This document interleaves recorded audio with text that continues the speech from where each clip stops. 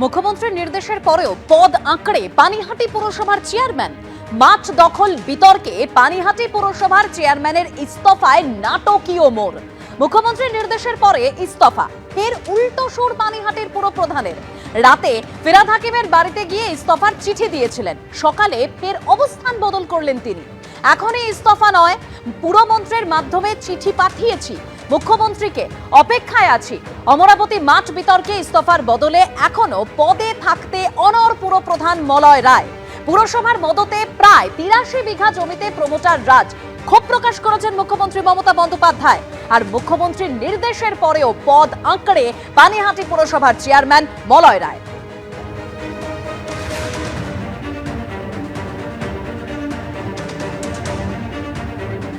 আমার যে অভিযোগ, আমি মুখ্যমন্ত্রীকে কালকে চিঠি দিয়েছি, ববি হাকিমকে হাতে হাতে চিঠি দিয়েছি। স্বাভাবিকভাবে চিঠির তো উত্তর আমি বলতে পারবো। দেখি আমার স্ট্যান্ড আমি ওয়েট করছি। আবার ববি হাকিমের বক্তব্য, মুখ্যমন্ত্রীর বক্তব্য ওয়েট করছি। চিঠি দিয়ে চিঠির তো একটা উত্তর পাওয়ার আশা করি। কৃষিকাজ দিদি করে ভালো, না করলে তো কিছু করার নেই। আমি প্রাপ্তি স্বীকার তো চাচ্ছি, আমি চাই একজন চেয়ারম্যান হিসাবে দিয়েছি, প্রাপ্তি স্বীকার মুখ্যমন্ত্রী করেছে, পৌরমন্ত্রী করেছে, এবার রেজাল্টটা দিই। পয়সাটা বলছি না, আমি ভদ্রভাবে বলছি, একটা রেজাল্ট দিই। হ্যাঁ, না না, কিসের আক্ষেপ? খারাপ লাগবে, খারাপ লাগবে না। খেলা কি হবে? খেলার কিছু নেই, খেলা এখন হবে না, খেলার কোনো প্রশ্নই নেই, খেলা হবে না। সে তো এখনই কেউ বলতে পারে কোন মাঠে কে কে কিভাবে খেলবে, ভবিষ্যতের ব্যাপার, এখনই কেউ বলতে পারে। খেলার মাঠটা তো ভবিষ্যৎ। গতকাল সকালে মুখ্যমন্ত্রীর নির্দেশের কথা জানিয়ে চেয়ারম্যান মলয় রায়কে ফিরহাদ হাকিম ফোন করেছিলেন। দিনভর পদ আঁকড়ে থেকে রাতে চেতলায় ফিরহাদ হাকিমের বাড়িতে গিয়ে ইস্তফার চিঠি দিয়ে এসেছিলেন মলয় রায়। তবে সকাল হতেই পদত্যাগের সিদ্ধান্ত থেকে পিছু হটে অবস্থানে অনড় পুরপ্রধান।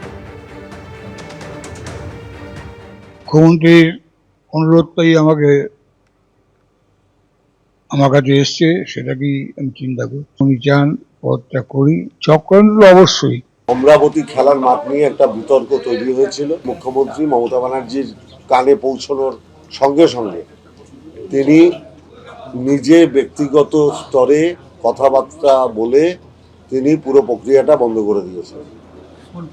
মানে অমরাবতীর খেলার মাঠে যে অভিযোগ আসছিল যে ওটা কোথাও আবাসন হবে, কিছু হবে, সেই পুরো প্রক্রিয়াটা বন্ধ। ওই জমিটা রাজ্য সরকার অধিগ্রহণ করে নেবে। বিভ্রান্তমূলক ঘটনাকে কেন্দ্র করে যারা এই ঘটনা ঘটালো, তারা এইভাবে ঘটাতে থাকলে মুখ্যমন্ত্রী মুশকিল হবে, আমাদের কিছু হবে। এটা তো অনেকে মুখ্যমন্ত্রীর কাছে মুখোশ পরে সুন্দরভাবে মানে ইয়েটাকে, রূপটাকে ভালো রেখেছেন। চক্রান্ত অবশ্যই অবশ্যই চক্রান্ত করছে, আমাদেরই লোকজন করছে, আমাদের লোকজনই করছে। কোনো একজন প্রভাবশালী নেতা আমাদের দলেরই, তিনি এটাকে মদত দিয়েছেন, তার মদতে এটা হলো। মুখ্যমন্ত্রীর চিঠি আমি কাউকে দেখাবো না, পৌরমন্ত্রীর চিঠিও কাউকে দেখাবো না।